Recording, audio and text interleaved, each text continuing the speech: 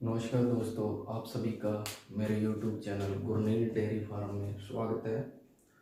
तो मैंने पीछे भी कई वीडियोस बनाई हैं जैसे डेयरी फार्म के सेक्टर को लेकर। तो मेरा भी खुद का ये एक्सपीरियंस रहा है। मेरे में भी एक भावना पैदा हुई कि मैं भी एक किसान फैमिली से हूँ। तो मैंने भी ये महसूस किया कि क्यों ना हम अपने जो पुराने तौर तरीके हैं डेयरी फार्म के, यानी कि पशुओं के रख रखाव के, उनमें चेंजिंग किया जाए। तो कैसे मतलब ऐसे जैसे महंगाई का दौर बढ़ रहा है, दाना वगैरह है महंगा हो रहा है, किसान का मतलब जो एक रुझान था पहले वो पशुओं की तरफ से हट गया था, क्योंकि पशु बहुत महंगे पड़ते हैं। उसका मेंटेनेंस और उनके जो दूध की अपने को उतनी लागत नहीं मिलती है, और उसके बाद इतना उस पर खर्चा आता है, फिर उसका रख रखाव। तो वो जो किसान को इतना मतलब उसमें प्रॉफिट नहीं होता था। तो इसके लिए मैंने भी अपनी सोच बदली, उसको समझा और कैसे किया। तो इसके लिए हम पहले बात करेंगे कि आज का जो क्रेज है, आज का जो युवा है, वो भी डेयरी सेक्टर में आ रहा है। तो ऐसे क्या होता है, धीरे धीरे जैसे जैसे इंसान की सोच बदलती है तो वैसे वैसे समाज भी बदलता है, और वही इंसान सक्सेस होता है अपनी ज़िंदगी में जो समय के अनुसार अपने आप को चेंज करता है, जब बदलता है। तो जैसे जैसे नई तकनीक आ रही है डेयरी फार्म के सेक्टर में, या यूं कह सकते हैं कि किसान ने अपनी सोच को जैसे जैसे परिवर्तित किया है, या अपनी सोच को बदला, तो वो किसान बिल्कुल सक्सेस हुए हैं, उन्होंने बड़ा मुकाम हासिल किया है।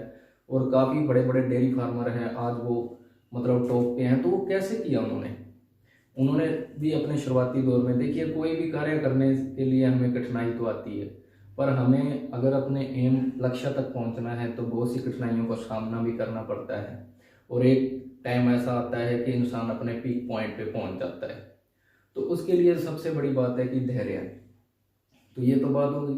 तो उसके लिए जो आज के युवा का जो क्रेज है डेयरी सेक्टर में आने का, तो उसका भी एक बड़ा रीजन ये है कि आज का जो युवा वो सेल्फ डिपेंड होना चाहता है। और ये हमारे भारत देश के लिए बहुत बड़ी बात है, क्योंकि अगर हमारे देश के एवरी बॉय है जो जहाँ हम ये कह सकते हैं कि प्रत्येक जो यंग वन है, अगर वो सेल्फ डिपेंड होगा तो हमारे देश की जो इकोनॉमी है वो ग्रो करेगी और भारत देश का विकास होगा। तो ये बहुत बड़ी बात है। और उसका दूसरा रीजन ये है कि अपने जो एक भारत देश है वो एक एग्रीकल्चर पे डिपेंड करता है। अबाउट 65 to 70% जो पॉपुलेशन है in our country, they are dependent to agriculture. तो उसका बड़ा रीजन यही है कि आज का युवा है जो, उसके अंदर ये भी भावना पैदा हो रही है, उसी का ये एक पहलू है। तो सबसे पहले आज हम जो बेसिक बात करेंगे कि डेयरी फार्मिंग है क्या। तो जो भी किसान भाई हैं, नए हैं, डेयरी फार्मिंग के सेक्टर में आना चाहते हैं, क्योंकि लगभग लगभग मैं समझता हूँ कि 80 to 85 जो है वो अपने फार्मर फैमिली से बिलोंग करते हैं। तो उनको नॉर्मली नॉलेज होती है कि कैसे मेंटेनेंस होता है, कैसे पशुओं को रखा जाता है। तो क्योंकि हम भी एक किसान परिवार में पैदा हुए, तो डेली का रूटीन था, पशु होते हैं ऐसे उनको चारा डालना करना, फीडिंग है, मिल्किंग है, ये सब बातें होती हैं। कई बार कोई पशु बीमार भी हो जाता है तो घरेलू नुस्खे भी होते हैं, वो भी हमें मतलब एक किसान फैमिली से जो है वो सब जानता है। तो मेरा मानना ये है कि मैंने भी इस चीज़ को समझा है। तो सबसे पहले जो आज जो अपने क्या बात करूंगा मैं, कि जो महंगाई बढ़ रही है, पहला मुद्दा ये कि जो महंगाई बढ़ रही है, महंगाई बढ़ रही है, महंगाई का दौर है, हर चीज़ की जो वैल्यू है डेली अप हो रही है, 1 रुपये 2 रुपये जो, क्योंकि किसान के लिए जैसे खल है बिनोले की कितनी है, 4,000 के पार है। और भी अदर भी दूसरे प्रोडक्ट ले लिए, जो ग्रेन ले लीजिए लगभग 3,000 के पास हैं। तो जो अपने को दूध की कॉस्ट पड़ती है 3,000 के अपने ग्रेन है, और मिल्क का जो अपना रेट है इन विलेज, तो ये कितना है सर। अभी भी मैंने देखा है 30 to 32 पर लीटर। तो सर आप 30 रुपये पर केजी आप उसको फीडिंग दे रहे हैं, दाना दे रहे हैं, फिर उसका मेंटेनेंस है, और उसके बाद आप उसको 30 to 32 लीटर जो आप दे रहे हैं, तो उसमें क्या बचता है किसान को। मेरे को हिसाब से इसमें कोई प्रॉफिट नहीं है। तो अब इसके लिए किसान क्या करे, उसे अपनी सोच बदलनी होगी। क्या करना होगा कि मान लीजिए आप जब भी कोई नया फार्म करना चाहते हैं तो आप अच्छी ब्रीड रखिए, बेस्ट ब्रीड रखिए।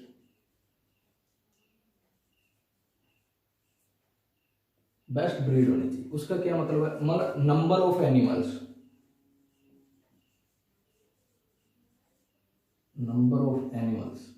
मतलब ये नंबर मान लो, एक एग्जांपल दे रहा हूँ आपको। एक किसान के पास 4 गायें हैं, काऊ है, और ये फर्स्ट है, और ये सेकंड किसान है, इसके पास 7 काऊ है। ठीक है, इसके पास 4 है फर्स्ट वाले के पास, और सेकंड वाले के पास 7 काऊ है। तो अब आप एक बात को समझिए, जो मैं कहना चाहता हूँ बहुत बड़ी बात है। देखिए, इसकी जो 4 गायें हैं वो पर डे एक गाय 20 लीटर दूध देती है। तो 4 गाय का कितना दूध हो गया सर? 4 इंटू यानी कि 80 लीटर दूध पर डे हो गया। तो सर जो इसकी 7 काऊ है वो देती है दूध लगभग 10 से 12 लीटर, एवरेज है, अपने 10 मान लेते हैं। तो ये कितना हो गया सर? 10 काऊ है, 10 इंटू 7 काऊ है, सॉरी 7 इंटू 10 लीटर इंटू 7 यानी कि 70 लीटर हो गया सर। ये इसकी 4 का इस 80 लीटर और इसकी 7 का 70 लीटर दे रही। तो इसमें डिफरेंस क्या है? अब बात को आप समझिए थोड़ा गहराई से। ये 4 गाय का जो मेंटेनेंस है इसका, मान लीजिए इसकी जो एक गाय है वो डेली का जो फीडिंग है वो लगभग 3 से 4 केजी खाती है, 3 से 4 केजी एक खाती है। तो लगभग अपने लगा लेते हैं कि 20 केजी इसकी गाय खाती है। तो इसकी गाय भी कितना खा रही है सर? ये मान लो 4 से 5 केजी खा रही है, तो 4 गाय या 4 से 5 सर, ये भी 20 केजी खा रही है। ये 3 से 4 केजी खा रही है, तो 7 चौक 28, नहीं लगभग, सॉरी सर, ये लगभग 80 केजी। ये थोड़ा यहाँ कैलकुलेशन में थोड़ा गड़बड़ होगी, यानी कि 4 केजी के हिसाब से 7 है, 7 चौक 28 केजी पर डे खा रही है।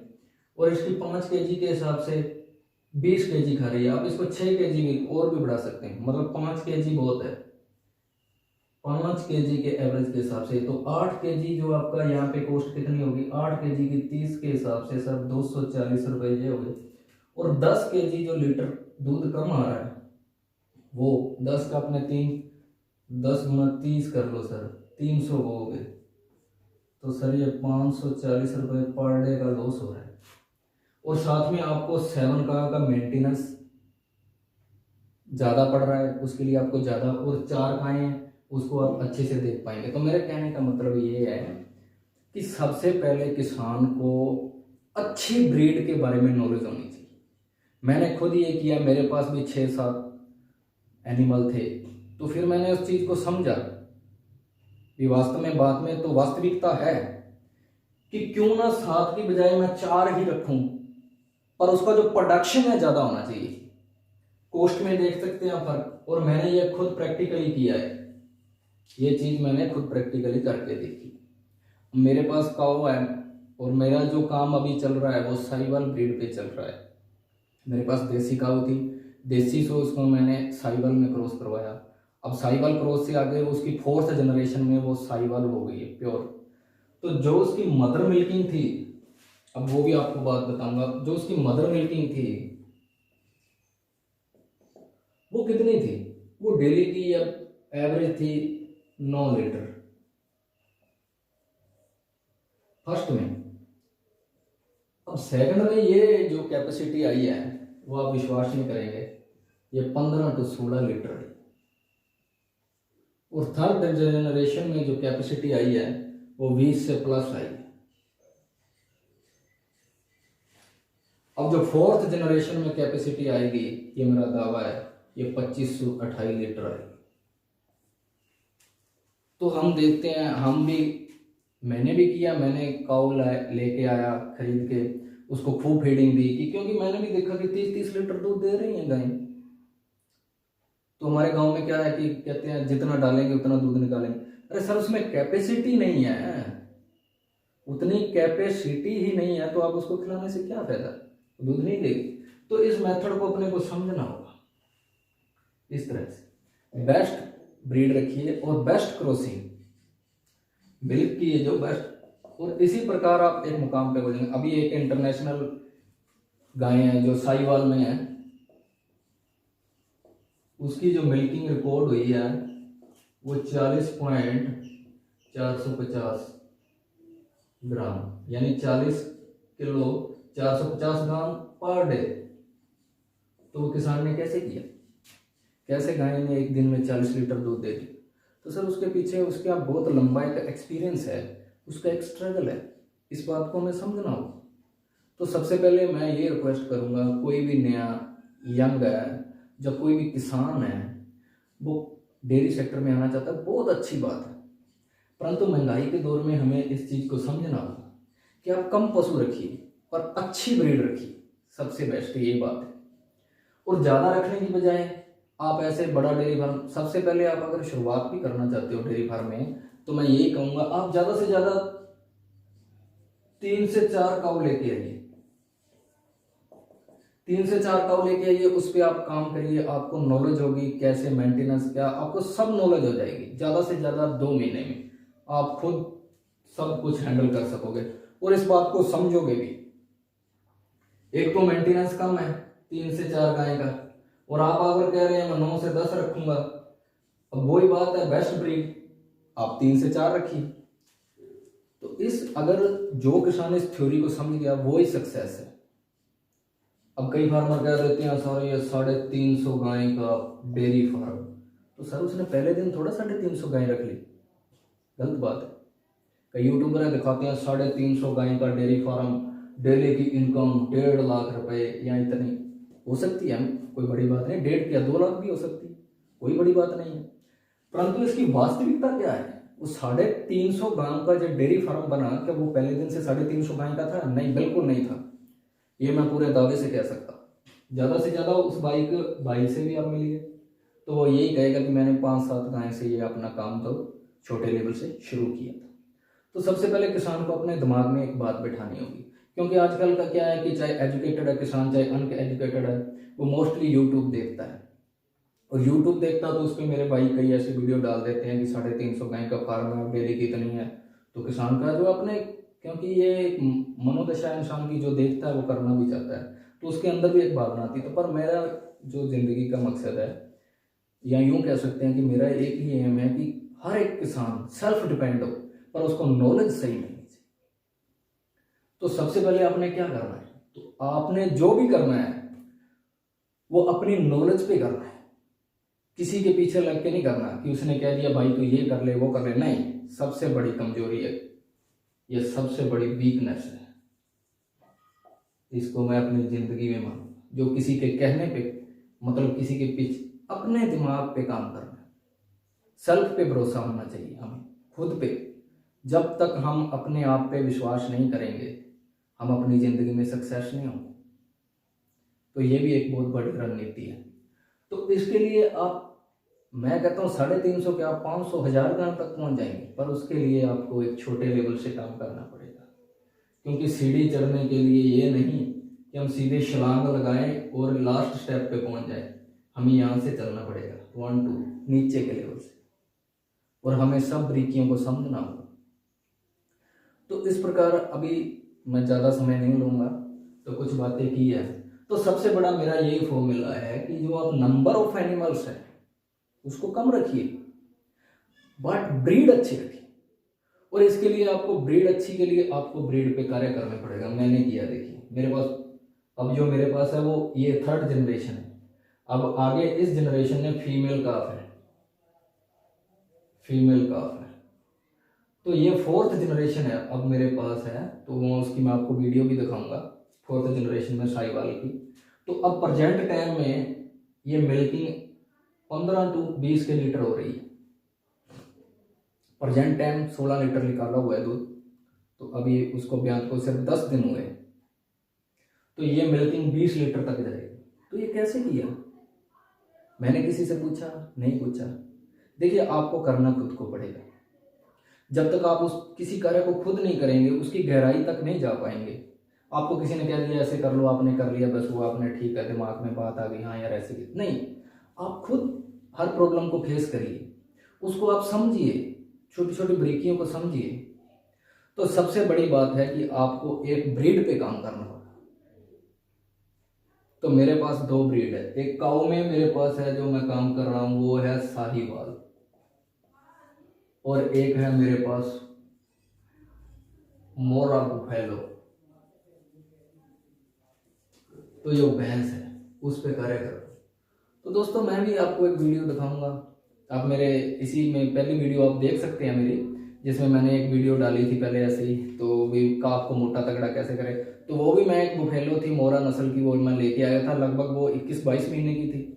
अब कई किसान सोच लेते हैं कि सर 21-22 महीने की ले आए यार, अब इसका ये तो बहुत वीक है, इसका क्या करेंगे। क्योंकि काफ का जो अपने ग्रोथ का जो टाइमिंग होती है वो लगभग अपने यही मानते हैं कि 2 साल से पहले पहले जितनी ग्रोथ हो जाए, या अबाउट 18 मंथ 18 महीने से पहले पहले।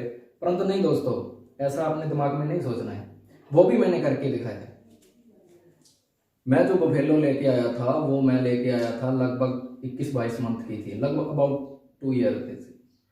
तो वो आज प्रेग्नेंट है। उसकी मेरी वीडियो आप देख सकते हैं, इसी में डिस्क्रिप्शन में आपको मैं लिंक दे दूंगा। तो उसकी और अभी आपको उसकी एक वीडियो मैं और डालूंगा, आप देखिए, फिर आपको पता चलेगा। तो वो कैसे किया मैंने, 2 महीने की लेके आया सर, वो 8 महीने की प्रेग्नेंट है, 8 मंथ की प्रेग्नेंट है। तो वो सर कैसे किया, बहुत वीक थी। कोई पहले देखिए वीक थी, हीटिंग में आई, मैंने उसको क्रॉस नहीं करवाया जो रियलिटी है। क्योंकि सबसे पहले मैंने उसको अपना जो ट्रीटमेंट था वो दिया, क्योंकि वो पूरी तरह से मैच्योर हुए, उसके अंदर कुछ वीकनेस थी, जो मिनरल विटामिन थे वो भी थे। क्योंकि जब तक अपना पशु मतलब हेल्थी नहीं होगा तो वो कंसीव नहीं कर पाए।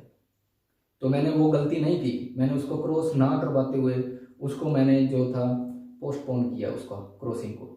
और पोस्टपोन के बाद मैंने उस पर पूरा 2 महीने फोकस किया सर। 2 महीने फोकस के बाद फिर वो हीट में आई और उसको क्रॉस कराया, और सर फर्स्ट टाइम में वो कंसीव कर गई। तो रिपीटिंग बहुत बड़ा एक जो अपने एनिमल सेक्टर में रिपीटिंग के कारण किसान मरता है। क्योंकि जब पशु बार बार रिपीट करता है तो किसान उस टाइम, कोई भी डेयरी फार्म है जो मेरी जिंदगी के हिसाब से मैं तो यही मानता हूँ कि वो अगर लॉस में गया या उसमें कोई कमी आई तो वो बहुत बड़ा एक जो डिसएडवांटेज वो है रिपीटिंग। तो रिपीटिंग पे भी हमने अपने एक अलग से वीडियो बनाएंगे, उस पर बात करेंगे।